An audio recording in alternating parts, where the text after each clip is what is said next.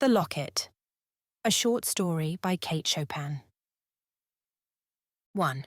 One night in autumn, a few men were gathered about a fire on the slope of a hill. They belonged to a small detachment of Confederate forces and were awaiting orders to march. Their grey uniforms were worn beyond the point of shabbiness. One of the men was heating something in a tin cup over the embers. 2 were lying at full length a little distance away, while a 4th was trying to decipher a letter and had drawn close to the light. He had unfastened his collar and a good bit of his flannel shirt front. "What's that you got around your neck, Ned?" asked one of the men lying in the obscurity. Ned, or Edmond, mechanically fastened another button of his shirt and did not reply. He went on reading his letter. "Is it your sweetheart's picture?" "'Tain't no gal's picture," offered the man at the fire. He had removed his tin cup and was engaged in stirring its grimy contents with a small stick. "That's a charm, some kind of hoodoo business that one of them priests gave him to keep him out of trouble. I know them Catholics. That's how come Frenchy got promoted and never got a scratch since he's been in the ranks. Hey, French, ain't I right?" Edmond looked up absently from his letter. "What is it?"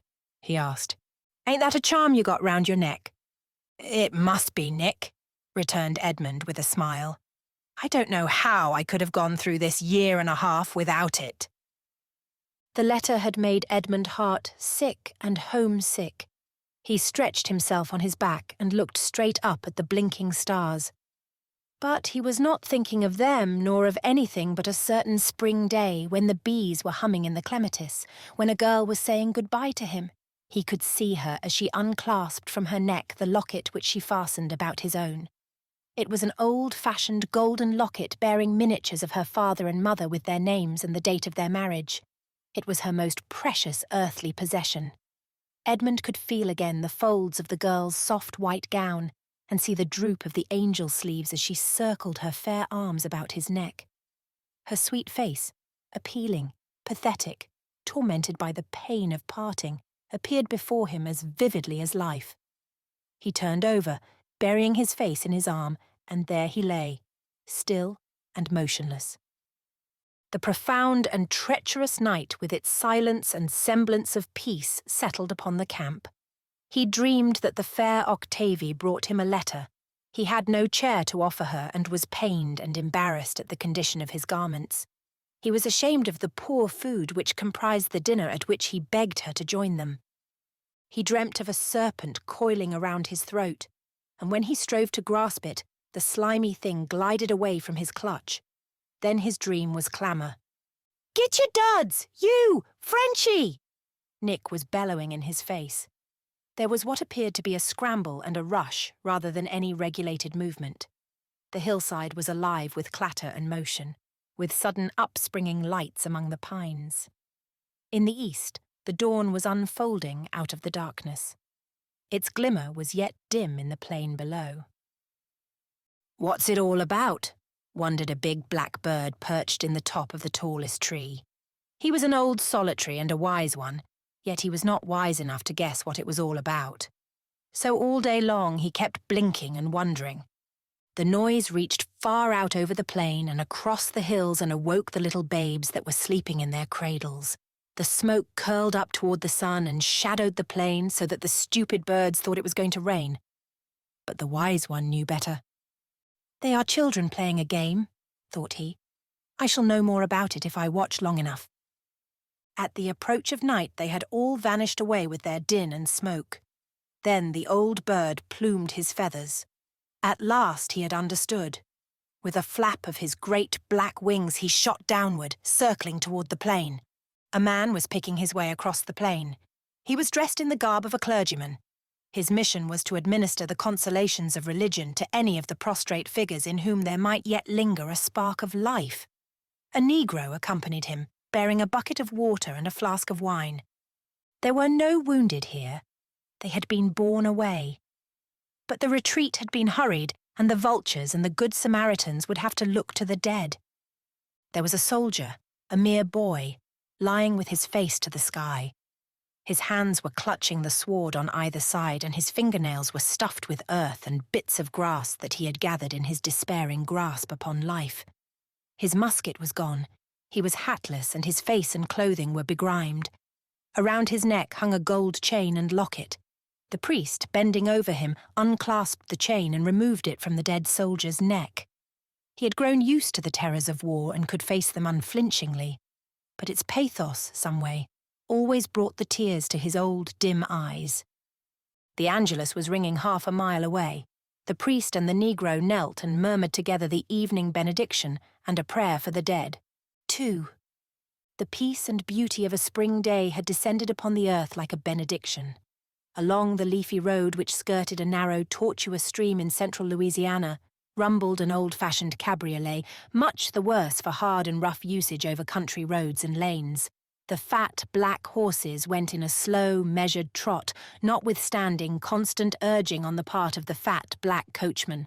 Within the vehicle were seated the fair Octavie and her old friend and neighbour, Judge Pillier, who had come to take her for a morning drive. Octavie wore a plain black dress, severe in its simplicity. A narrow belt held it at the waist and the sleeves were gathered into close-fitting wristbands. She had discarded her hoop skirt and appeared not unlike a nun. Beneath the folds of her bodice nestled the old locket. She never displayed it now. It had returned to her sanctified in her eyes, made precious as material things sometimes are by being forever identified with a significant moment of one's existence. 100 times she had read over the letter with which the locket had come back to her. No later than that morning she had again pored over it. As she sat beside the window, smoothing the letter out upon her knee, heavy and spiced odours stole into her with the songs of birds and the humming of insects in the air. She was so young, and the world was so beautiful, that there came over her a sense of unreality as she read again and again the priest's letter. He told of that autumn day drawing to its close, with the gold and the red fading out of the west, and the night gathering its shadows to cover the faces of the dead. Oh, she could not believe that one of those dead was her own, with visage uplifted to the grey sky in an agony of supplication. A spasm of resistance and rebellion seized and swept over her. Why was the spring here with its flowers and its seductive breath if he was dead? Why was she here? What further had she to do with life and the living? Octavie had experienced many such moments of despair, but a blessed resignation had never failed to follow, and it fell then upon her like a mantle and enveloped her. "I shall grow old and quiet and sad like poor Aunt Tavie," she murmured to herself, as she folded the letter and replaced it in the secretary. Already, she gave herself a little demure air like her Aunt Tavie. She walked with a slow glide in unconscious imitation of Mademoiselle Tavie, whom some youthful affliction had robbed of earthly compensation while leaving her in possession of youth's illusions. As she sat in the old cabriolet beside the father of her dead lover, again there came to Octavie the terrible sense of loss which had assailed her so often before. The soul of her youth clamoured for its rights, for a share in the world's glory and exultation. She leaned back and drew her veil a little closer about her face. It was an old black veil of her Aunt Tavie's. A whiff of dust from the road had blown in, and she wiped her cheeks and her eyes with her soft white handkerchief, a homemade handkerchief, fabricated from one of her old fine muslin petticoats. "Will you do me the favour, Octavie?" requested the judge in the courteous tone which he never abandoned. "To remove that veil which you wear. It seems out of harmony some way with the beauty and promise of the day." The young girl obediently yielded to her old companion's wish and, unpinning the cumbersome, sombre drapery from her bonnet, folded it neatly and laid it upon the seat in front of her. "Ah, that is better. Far better," he said in a tone expressing unbounded relief. "Never put it on again, dear." Octavie felt a little hurt, as if he wished to debar her from share and parcel in the burden of affliction which had been placed upon all of them. Again she drew forth the old muslin handkerchief. They had left the big road and turned into a level plain which had formerly been an old meadow. There were clumps of thorn trees here and there, gorgeous in their spring radiance. Some cattle were grazing off in the distance in spots where the grass was tall and luscious.